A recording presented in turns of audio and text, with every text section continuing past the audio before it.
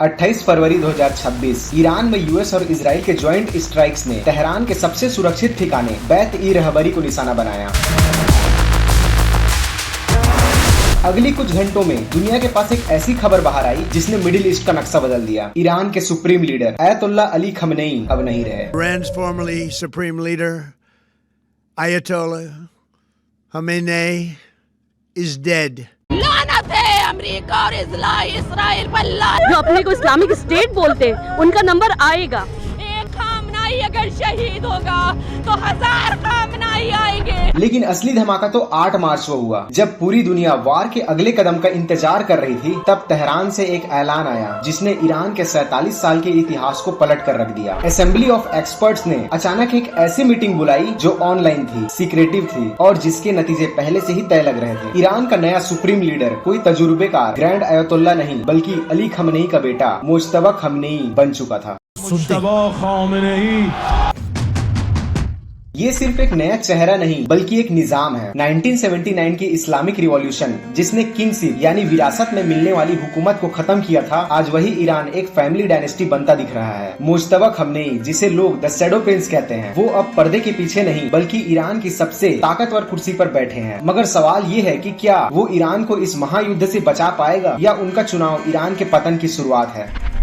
Time line में थोड़ा पीछे चले तो आज जो इंसान ईरान की सबसे बड़ी कुर्सी पर बैठा है, उसने अपना करियर किसी एसी ऑफिस या बड़े जलसे से शुरू नहीं किया था। 1980s का वक्त था, ईरान इराक वॉर अपने चरम पर थी और महज 17-18 साल की उम्र में मुज्तबा खमनेई ने गन उठा ली थी। उन्होंने IRGC के हबीब बटालियन में वॉलंटियर सोल्जर की तरह काम किया। ये बात ध्यान देने वाली है क्योंकि वहीं पर उन्होंने वो दोस्तियां बनाई जो आज उन्हें पावर में रखती है। हबीब बटालियन के वही पुराने साथी आज IRGC के टॉप कमांडर्स हैं। मतलब समझ रहे हो आप, उनका मिलिट्री है, ना कि सिर्फ धर्म। लेकिन सिर्फ फौजी होना काफी नहीं था। ईरान का सुप्रीम लीडर बनने के लिए आपको धर्म का बड़ा स्कॉलर होना जरूरी है। तो मुज्तबा ने कौम की सेमिनरीज में सालों तक पढ़ाई की। अब यहाँ एक बड़ा ट्विस्ट है। पिछले 2-3 सालों से, खासकर अगस्त 2022 के बाद से ईरान के सरकारी मीडिया ने अचानक उन्हें अयतुल्ला बोलना शुरू कर दिया। ये कोई छोटी बात नहीं है। एक्सपर्ट्स कहते हैं कि ये उन्हें लीडर बनाने की एक ब्रांडिंग थी। हालांकि कई बड़े पुराने क्लेरिक आज भी कहते हैं कि उनके पास इतनी नॉलेज नहीं है। लेकिन यार, जब पीछे फौज खड़ी हो तो डिग्री कौन चेक करता है। अब बात करते हैं उनके सबसे बड़े गेम की। याद है 2005 और 2009 के वो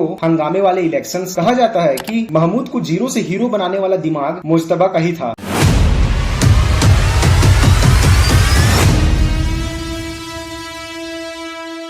2009 में जब ईरान की सड़कों पर लाखों लोग वोट चोरी का आरोप लगा रहे थे, तब पर्दे के पीछे से उन प्रोटेस्ट को कुचलने का ऑर्डर भी इन्हीं का ही माना जाता है। तभी तो ईरानियन अपोजिशंस ने एक नारा लगाया था जो आज भी मशहूर है, Mojtaba may you die and never see the leadership. मगर आज की किस्मत देखिए, वही शैडो प्रिंस अब ईरान का नया रहबर है।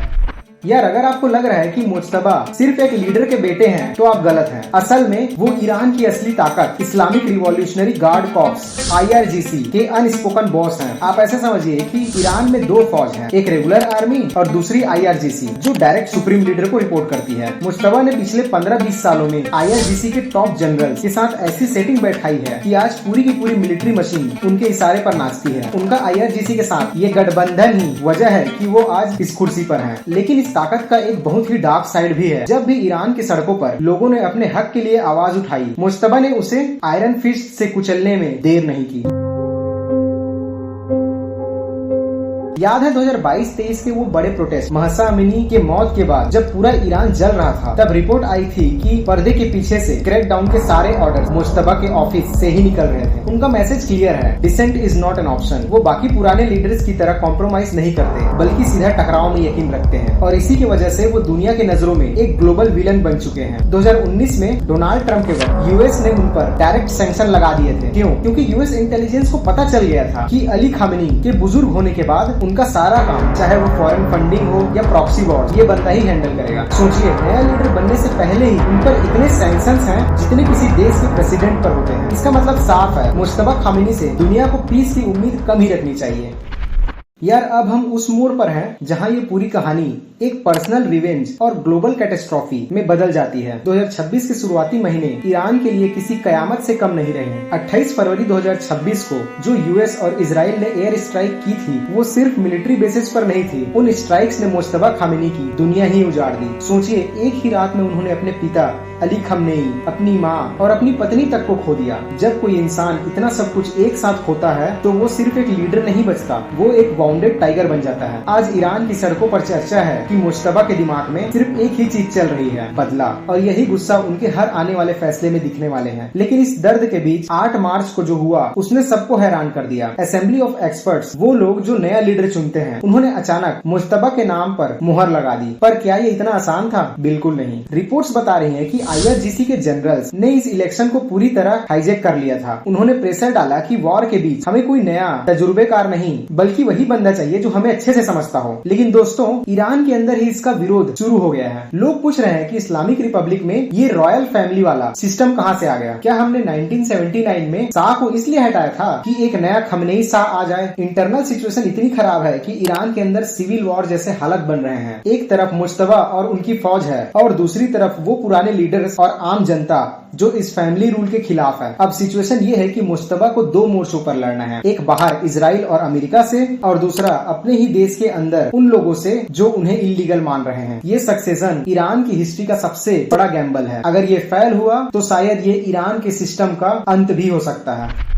यार, अब सबसे बड़ा सवाल ये है कि क्या मुश्तबा न्यूक्लियर बटन दबा देंगे? देखिए, उनके पिता अली खमनेई ने एक फटवा दिया था कि न्यूक्लियर वेपन्स बनाना हराम है, मतलब वो नहीं बनाएंगे। लेकिन मुश्तबा एक नए जमाने के हार्डलाइनर है। एक्सपर्ट्स कह रहे हैं कि उनके ऊपर पर्सनल और पॉलिटिकल प्रेशर इतना ज्यादा है कि वो अपनी ताकत दिखाने के लिए न्यूक्लियर रास्ता चुन सकते हैं। रिपोर्टर्स के मुताबिक ईरान का ब्रेकआउट टाइम यानी बॉम्ब बनाने के लिए जरूरी मटेरियल्स तैयार करने का वक्त अब महज कुछ हफ्तों का ही रह गया है। सोचिए, अगर मुश्तबा ने वो फाइनल स्टेप उठा लिया तो मिडिल ईस्ट का नक्शा हमेशा के लिए बदल जाएगा। लेकिन दुनिया चुप नहीं बैठी है। डोनाल्ड ट्रंप ने तो साफ कह दिया है कि मुश्तबा के चुनाव उन्हें अनएक्सेप्टेबल है। Donald Trump says he's not happy with the appointment of Mojtaba Khamenei as Iran's new supreme leader. I always say that would be about उन्होंने यहाँ तक की वार्निंग दे दी है कि अगर मुश्तबा ने वाशिंगटन से अप्रूवल नहीं लिया तो वो ज्यादा दिन तक नहीं टिकेंगे, और इजराइल ने भी उन्हें अपना प्राइमरी टारगेट बना लिया है। उधर रसिया और चाइना ने मुश्तबा को सपोर्ट तो किया है, लेकिन वो भी नहीं चाहते कि ये वॉर आउट ऑफ कंट्रोल हो जाए। तो यार, कुल मिला के मुश्तबा